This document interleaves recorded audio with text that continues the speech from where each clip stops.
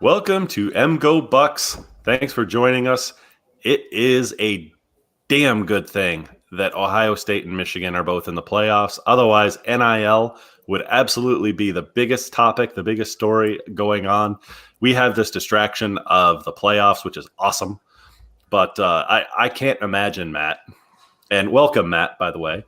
I can't imagine, Matt, what life would be like for your team and my team right now. Even as bad as it is now, how bad would it be if we were not in the playoffs right now?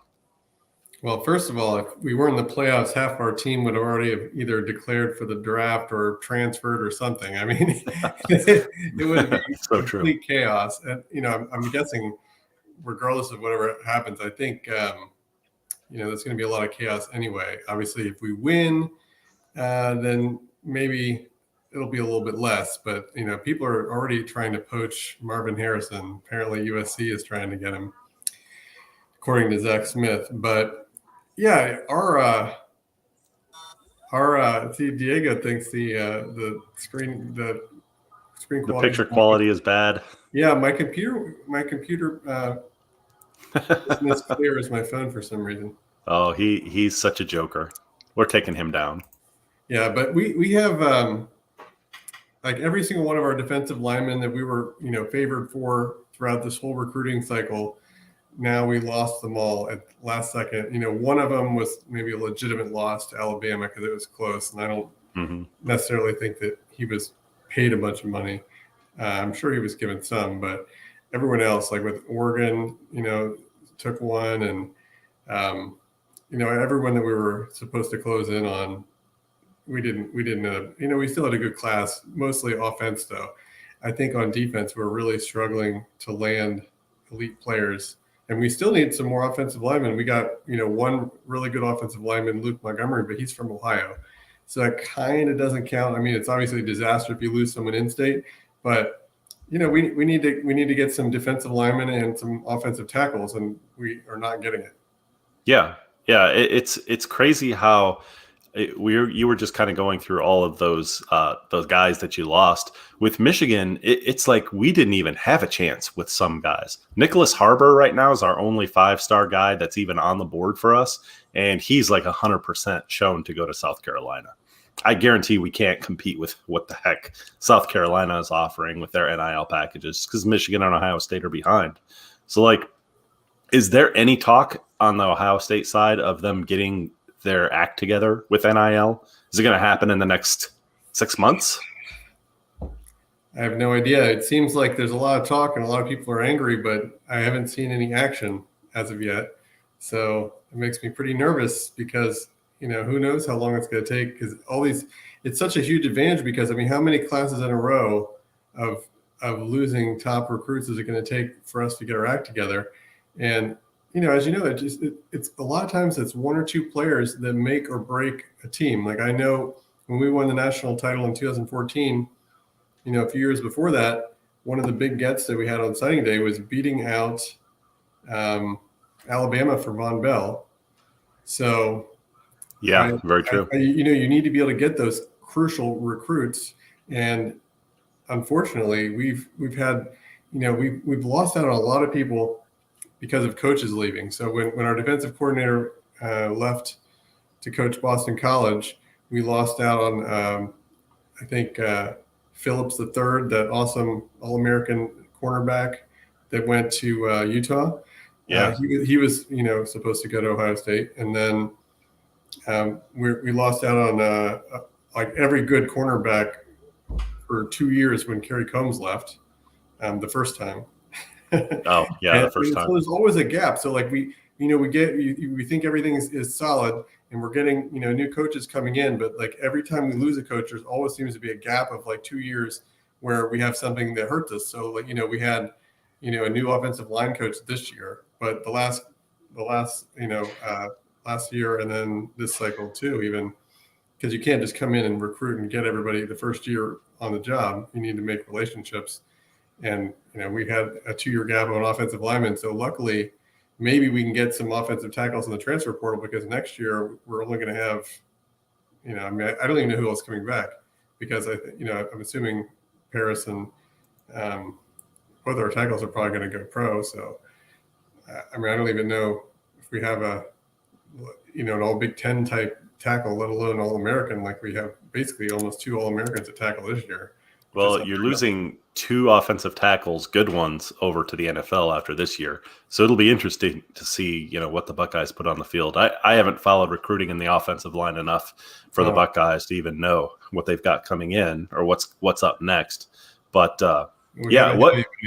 what is your fear factor for losing Marvin Harrison Jr.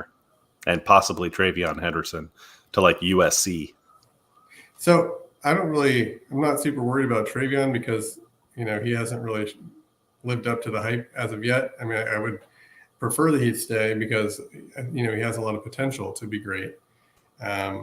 His freshman year was amazing. Yeah, I could see him potentially leaving though, because someone gives him a lot of money. I mean, at Ohio State, he's not guaranteed to start. Most likely it would be the same as it was this year with, timeshare, which is still fine. I mean, he would have gotten a lot more carries if he was healthy this year. But as far as Marvin Harrison, I mean, you think about it. If you were him, I mean, the main reason you stay is just, all your friends are still here, and you want to go out with all the people that you came in with. But at the same token, I think a lot of it's going to depend on how good our quarterback is supposed to be. So if he's playing with whether it's Devin Brown or Kyle McCord, if he's playing with those guys and he doesn't think that they're going to be able to put up decent numbers next year because of bad quarterback play, why not go play with Caleb Williams, the Heisman winner? Yeah. Put up insane numbers like Addison did, leaving to, go over to USC. So I think, it's a really going to be a tough question for him to mull over the offseason. So hopefully our quarterbacks can step it up. I think, Ryan Day has proven that every quarterback, he's like the quarterback whisperer. Everything he touches with quarterbacks and receivers is just amazing. So it's true, but you have to be disappointed that you're just even in that situation at all. Oh yeah.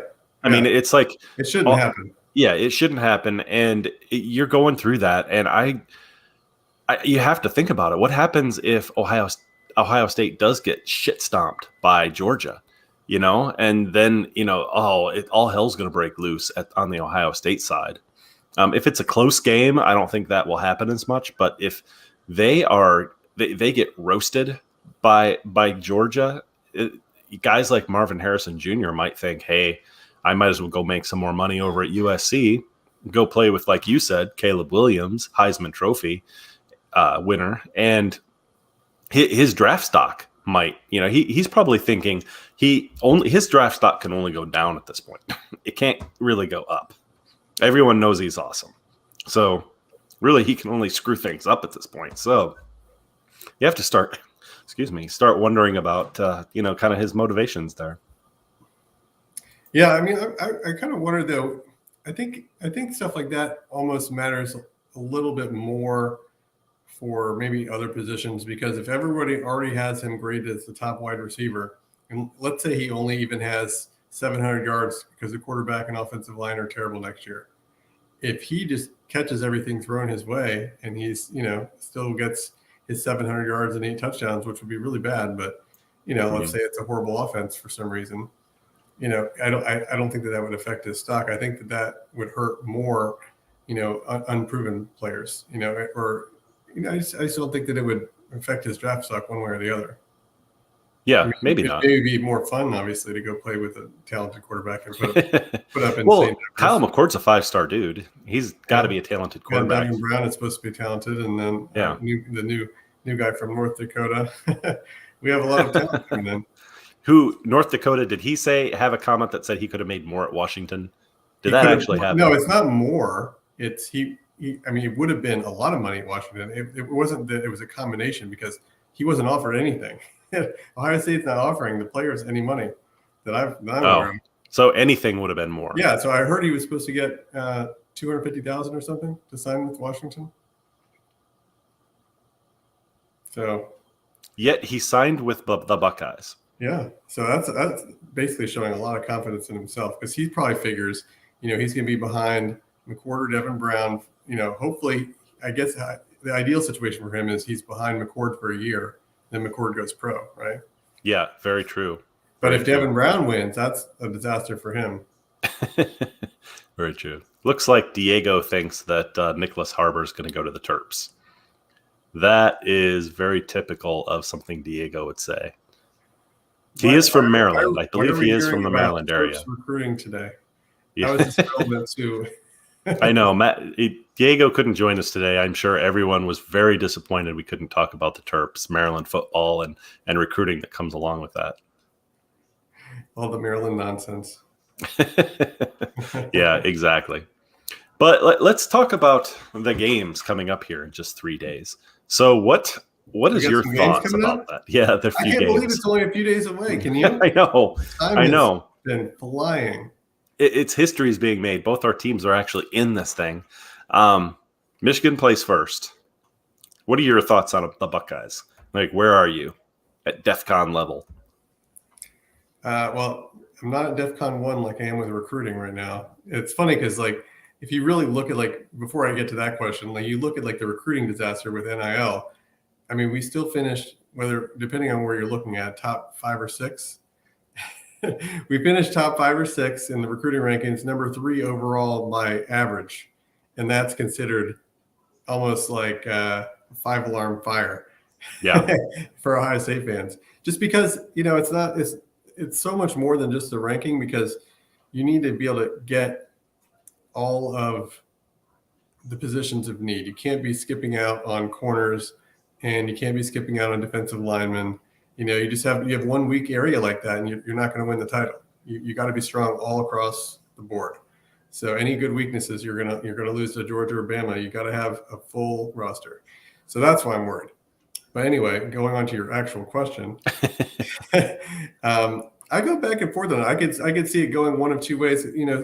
Part of it's going to come down to, if our offensive line is truly healthy. Matt Jones supposedly has been full go for the last 2 weeks, and if that's true, I feel a lot better, because he was a really good lineman the first half of the year when he was healthy.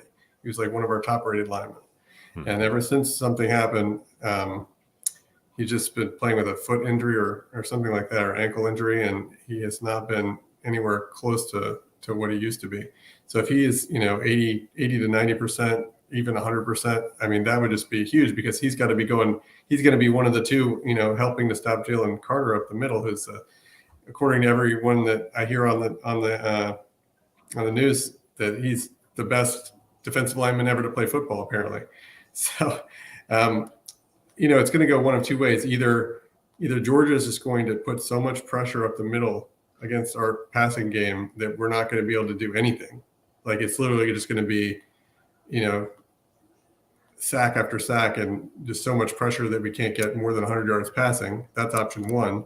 Option two is we find a way to wear them down somehow and chip and give them enough time and have a good scheme where we can actually get the passing game going and do what LSU did, and really get a shootout. I mean, I think it's going to have to be a shootout. I don't think, I'd be surprised if our defense can really slow them down.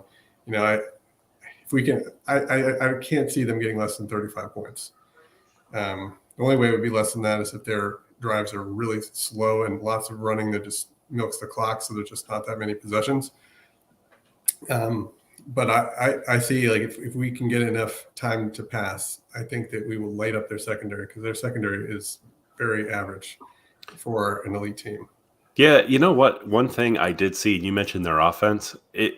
I noticed that their quarterback actually has more yards passing than C.J. Stroud. I mean, Stroud has like 10 more touchdowns, but what's his name? His name's escaping me. The Georgia quarterback. Stetson Bennett. Yeah, Bennett, contender. he has more passing yards than C.J. Stroud. I was shocked when I saw that, because I was like, well, why is he at the Heisman ceremony? And then I saw the numbers. He had one more game to play than CJ. And then also we got kind of screwed playing in that Northwestern game where there was 40-mile-an-hour winds where no one could throw. Yeah, true. I think I'm just shocked that he was even close. The fact that it was more is shocking, but Like, I didn't know that Stetson Bennett even threw the ball that much. I was one of those people that thought they were grinded out like Michigan type because I hadn't been really paying attention. Yeah, their offense is very weird because you don't ever hear about Georgia's offense when their offense is still like top 6 or something in the country. And I don't understand how, they don't have, big pass plays or anything like that. It's mostly, they have a good running game and they throw to their tight ends and they have an intermediate passing game that's really good. They don't have much of a deep threat. And they did have one of their top receivers, I guess, who got hurt like in the first or second game of the year, and he was back playing a tiny bit in the SEC championship game, but he, was playing minimally.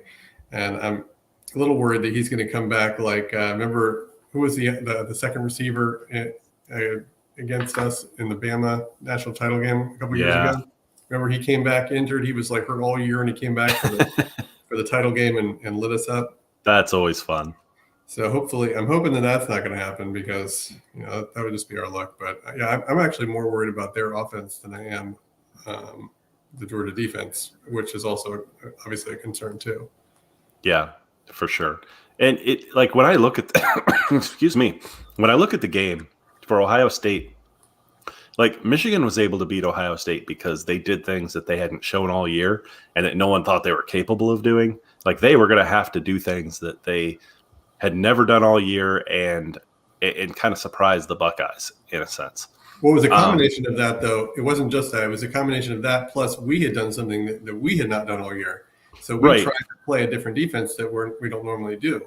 It allowed them to throw the ball and make plays down the field and make big plays. 5 big plays. But my point is just going like towards like the Buckeyes versus Georgia is like, I feel like the Buckeyes are going to have to do a little bit of the same thing. I mean, in order to beat a team like Georgia, the Buckeyes are going to have to do something different. They can't just, like, I've heard a lot of, if the Buckeyes play like their game, they'll win. But if their game is what they have been doing the past 2 years, then they're not going to win that game. I mean, bad in the red zone, bad on short yardage. Defense is a little bit, out of sorts, especially in the passing game. If the Buckeyes play their game that's been happening in the last 2 years, they're going to lose. They're going to have to do something different. They're going to have to do something surprising. Like, if Ohio State wins this game, what are we going to be after that game? What are we going to be surprised about, do you think? Are we going to be saying like, oh, wow, the Buckeyes ran the ball on Georgia? I'm shocked. And that's how they won. Because something's got to give. If the Buckeyes are going to win, something's got to give. You know what I mean? Well, I mean, there's sort of a couple ways they could potentially win, and it would be either just enough running to keep them off balance where we could just really light them up with play action or something. Or it's possible that they could actually get a running game going and then wear the defensive line out, but they're very deep and they rotate a lot of players. So I think that's really unlikely. Like, literally no one ever runs on Georgia. So if they could somehow pull that off,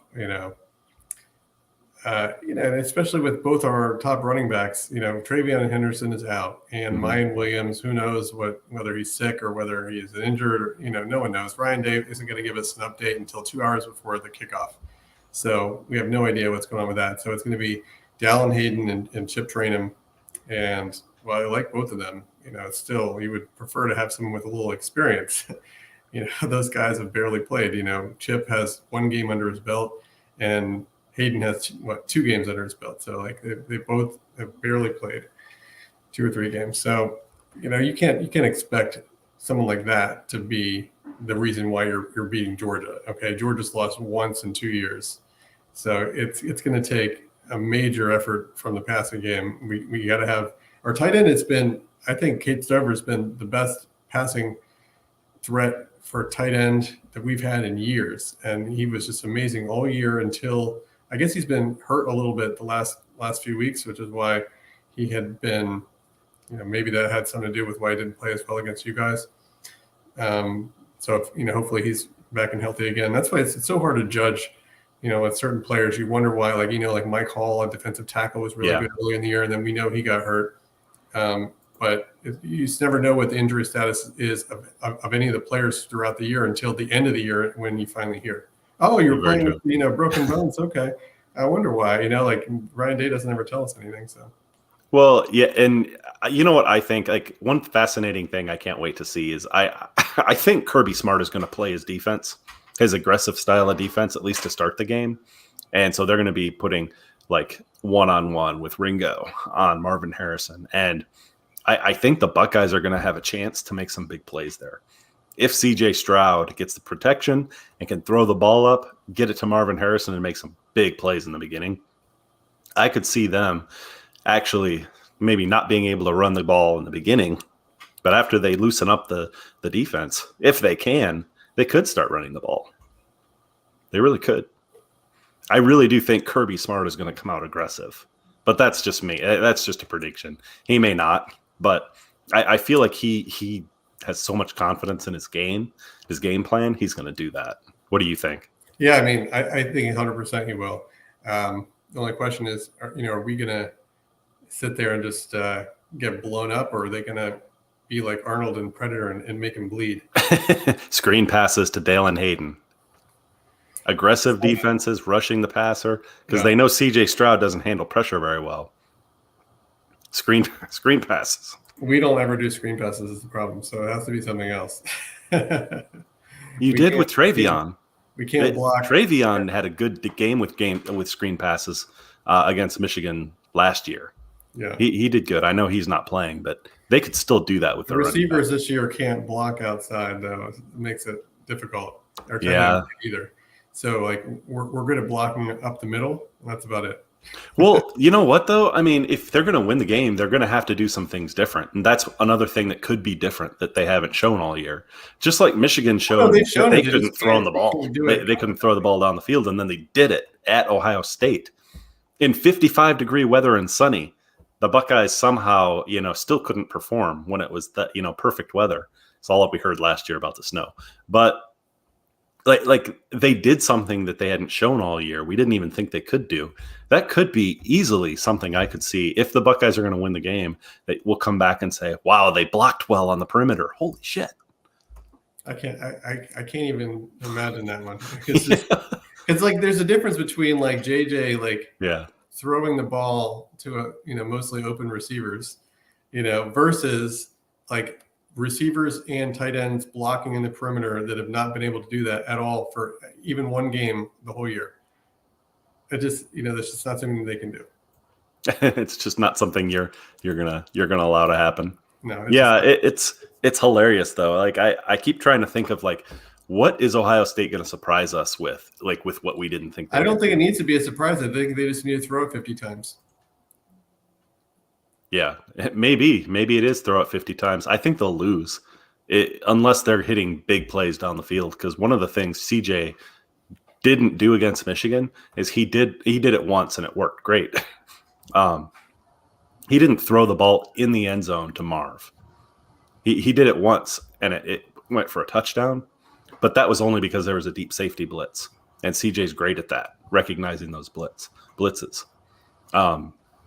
That might be another thing, if Kirby blitzes, he might be able to handle it. That's the one thing I was thinking is we have a lot of the defenses we play, I feel are, they're trying to play it safe, and they they're letting us dink and dunk, and they're afraid of the big play for the most part.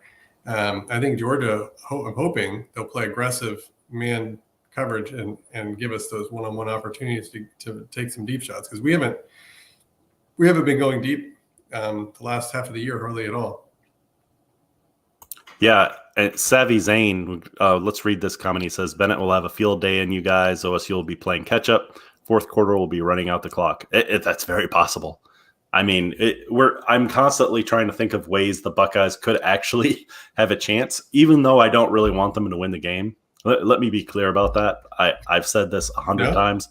I don't want them to win. Because then if Michigan beats TCU, which I think they will, I am in no interest. I have no interest in seeing the Buckeyes against Michigan. And allowing that smile. See the smile that's coming across your face right now?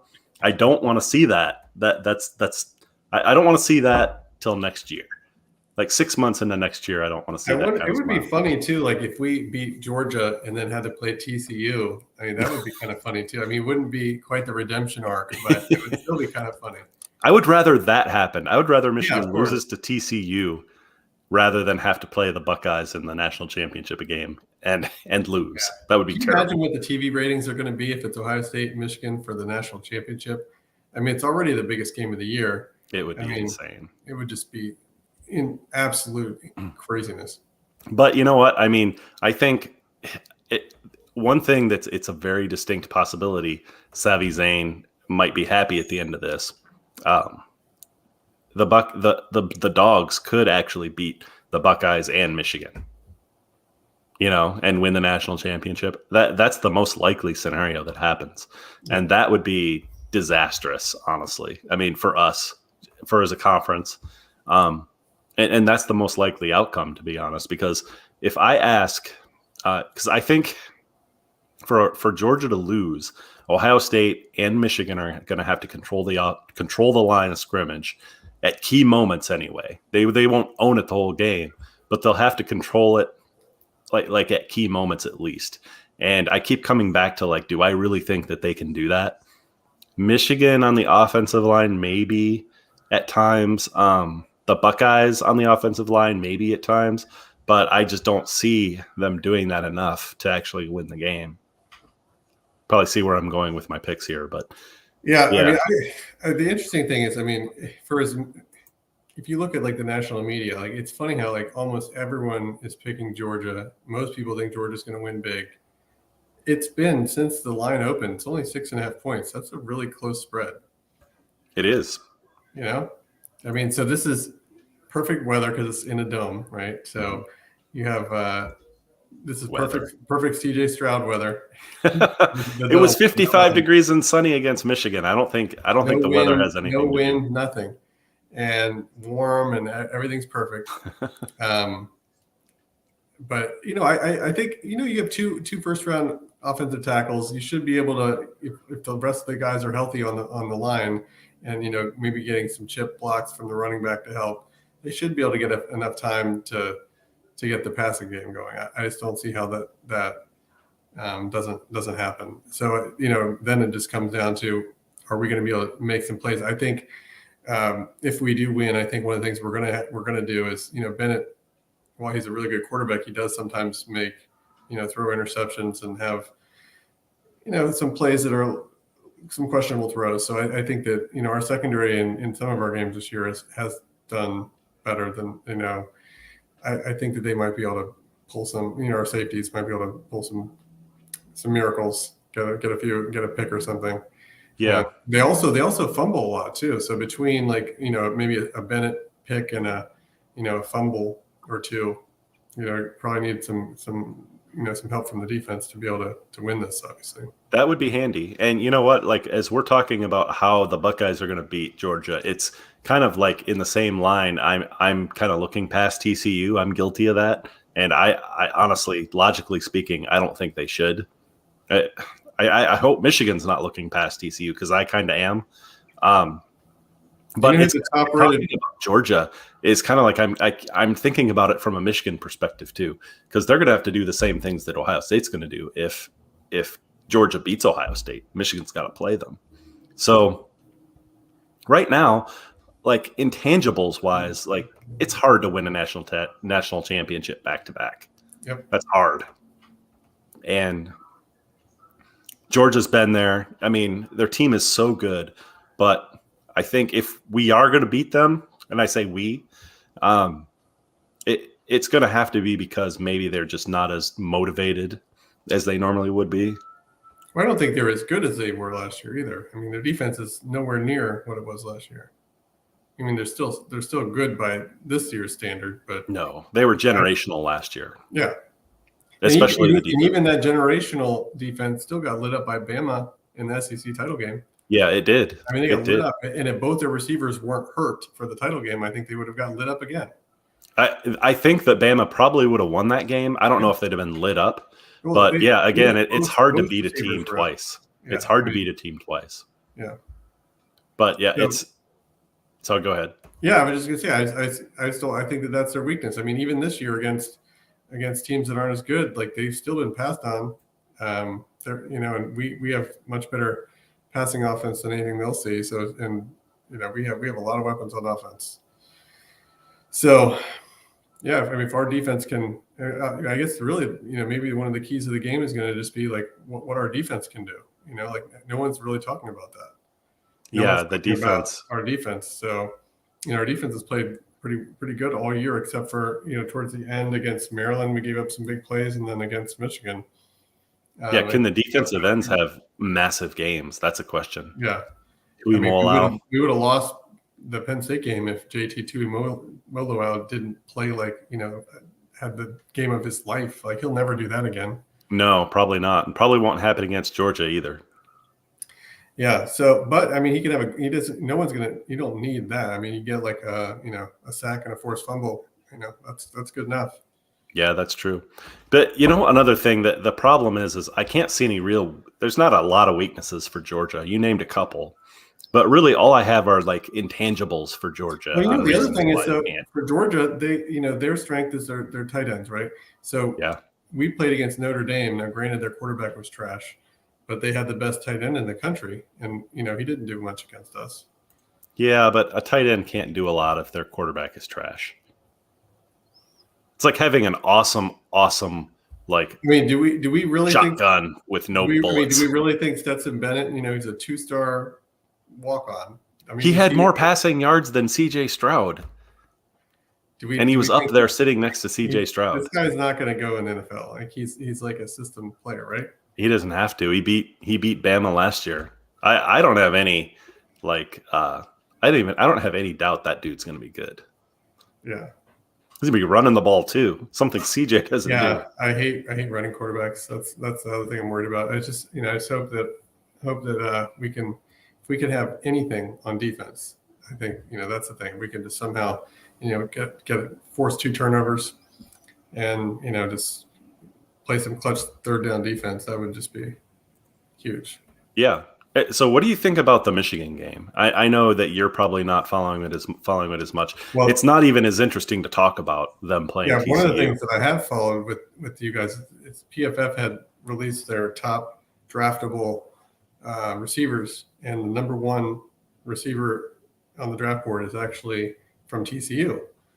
So yeah, it would be an interesting test for maybe Will Johnson, who had a great game against Iowa in the Big Ten championship game. Yeah, that is going to be an interesting matchup. I know PFF, I think they also didn't have CJ Stroud on that list or something, or Marvin Harrison Jr. Yeah, that was this was a different list. That was a top 10 overall. This was just for receivers.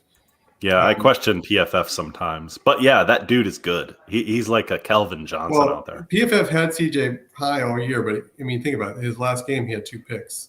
So he didn't have, his percentage wasn't as good. So, his deflections. His they were actually deflections in his. Yeah, his last game, his defense. Those stats definitely hurt a little bit. Yeah. Yeah. And I was watching that last game, maybe the game the other day, the Michigan versus Ohio State. The Buckeyes drove the field in the very, very first play, the very first drive of the game, drove down for a touchdown, and for the rest of the game, they only scored 1 other touchdown. That's it. They had 1 more touchdown for the entire game. That was just shocking to me. What else is funny about PFF rankings? So Zach Harrison was like 6 or something with an 86 grade. He's ranked higher. He's ranked higher than Jalen Carter, and he's ranked higher than Will Anderson. What is PFF doing? Like, how do they even come up with that? Well, you know what it is? I mean, those guys are. A lot of it's just statistics, right? So he's getting a lot of stats, against cupcake competition. I guess, Will Anderson didn't have the numbers this year. He had half the numbers this year as what he had last year. So his numbers weren't that great. And then, Jalen Carter is dominant, but, he doesn't make a lot of sacks or anything. He only has 2 or 3 sacks on the year. He doesn't have a lot. He just, doesn't let people run. And he gets a lot of push in the middle, but he does what he's supposed to do. But he's not making tackles and sacks and tackles for loss. So Yeah, it's interesting. I tend to think, like, from what I keep seeing and hearing about TCU is their defense is a little small on the small side, their defensive line, which doesn't necessarily bode well to Michigan running the ball. Um, One thing I'm just worried about is there's not a lot of depth at running back right now, and we saw against Illinois we didn't have Donovan Edwards, we didn't have our starting running back, and we just completely imploded. Like we barely won the game. I thought we were going to lose against Illinois. Yeah, I mean, it's kind of scary because, so you have one running back right now. He's really good, but your depth behind him is just complete trash. Blake got hurt in that game, and he already had 100 yards before the half against Illinois. So I had no doubt with him we were gonna win. Yeah, I was watching that game. I was like, wow, your backup running back is really bad. Yeah, it couldn't even do anything. Like, and I would say, that's the biggest roadblock for Michigan to win the national title is running back health, because they're down to one decent running back. That's decent. Yeah. So it's like, what would you rather have? Would you rather roll the dice with one elite running back, or would you rather have like Ohio State, where we have an infinite number of running backs, but none of them are elite really? Elite. I'll take elite. Yeah. Every time. Well, like the drop off is so crazy. It is. That's what stinks. Because running back is a position you get hurt easily and all the time. You get a concussion, just tweak something in your leg, and then you're toast. We got 2 more games. Not like Michigan's going to be doing anything else if they don't have a running game. Yeah, very true. Very true. And I know that Michigan's done better passing, especially against Ohio State and Purdue, but I'm a little worried about that too. I don't want to say it's fraudulent. It's just that we didn't see it all year, and then it started kind of showing up at the end. It could be that Michigan is peaking right at the right time. But I do still have some questions and about whether or not that passing game can be consistent. They're like throwing touchdown passes, dropping dimes.